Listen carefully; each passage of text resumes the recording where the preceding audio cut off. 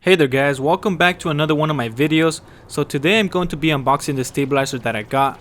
It was recommended that I should get a stabilizer by one of you in one of my previous videos, and I believe it was on my HP Envy laptop review. So yeah, I went ahead and purchased one and I'm going to be testing it out. I really don't need a stabilizer as much as a person who is or wants to be part of the film industry would, since I do most of my recordings on a tripod and that's essentially everything I need, well, with a fluid head, and that's about it and I'm good.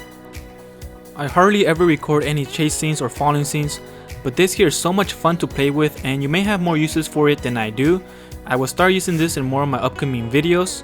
So here you can get a good look at the entire body, and there is an all black model only, but you can always spray paint it or plastic dip it to your liking and whatnot. It is compact, so it is great if you want something you can easily store away without it taking much space. The stabilizer is running for $60 on Amazon, and I will leave the link below in the description for real-time prices if you want to go ahead and check it out. So up here you can see the branding of the stabilizer, and I'm not sure how to pronounce this, but I think it's a SUTEFOTO. So yeah, they're the maker of this stabilizer. So here are all the pieces that can be taken off to adjust the weight in order to keep the camera staying upright or upside down. So you can also slide the weights to the outer or most inner to balance the camera. You can adjust the height of the stabilizer with the lever here. The longer the rod is, the slower it will swing, giving you less shake. The whole lever comes off, so if you accidentally take it off, there's a group right here to indicate its placement and lock the distance that the rod can travel when extending it. Up here is where the bubble level indicator is to help you know when it is balanced, and you also use this knob to tighten and loosen up the sliding bracket. There is a ruler here in centimeters, and the sliding bracket has some marker pointers, so you can make a note of where you had it the last time you removed it, which helps you make small increment adjustment as necessary. The bracket came with 2 screws on each side, but I lost one on the 4th day of owning it. The cushion on the handle is not as thick, but it gives your hands some comfort when holding it. The handle rotates 360 degrees.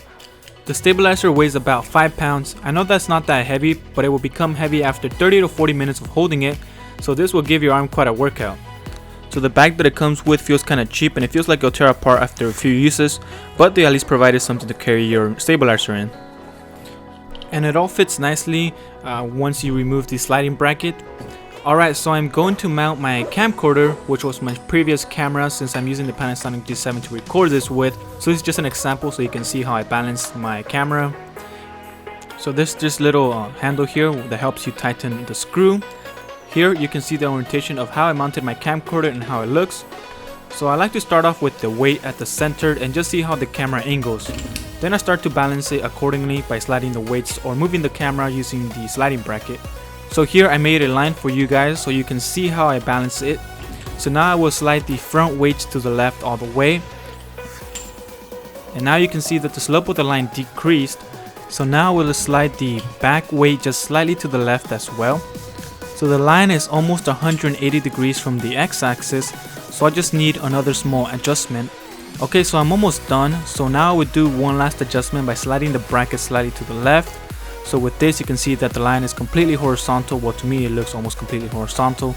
So you can see that it will take a few adjustments until you get it just right depending on the weight of your camera. So now here I will give you a sample of how the length affects the motion of the rod. So having a shorter length will give you a faster swing opposed to a longer rod. So if you extend it all the way, the swing will be slower and you will get a smoother shot because of torque. Alright, so now I'm going to show you how to get ground level shots. In order to get the camera to flip upside down, all you need to do is remove all the weights from it. So now if I pick it up, the camera goes upside down. Now you can flip the handle upwards for a more comfortable hold on it. So now you will need to readjust it to get it to how you want it to be positioned.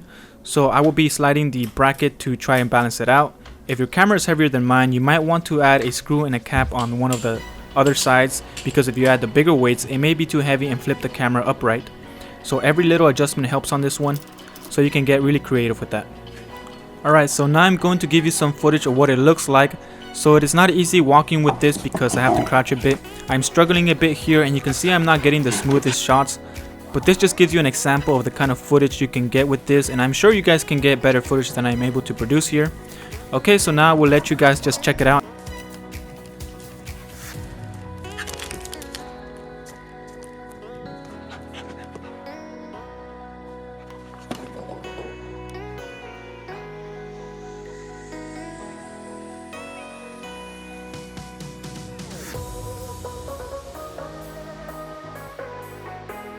Alright, so now that you got some sample of the upside down footage, I'm going to show you what I captured with the stabilizer upright. So this is my first not so good attempt of making a short film using the stabilizer the whole time. So the entire time I'm going to be using the stabilizer. So this short film has no meaning whatsoever, if I can even call it a short film. So I just got a couple of my friends to help me out and I put a few clips together. Alright, so now I'm just going to be quiet and let you guys watch the video. So if you have any questions or comments, feel free to leave them down below and I'll try to answer them as soon as possible. And thank you guys for watching and I hope you guys enjoy.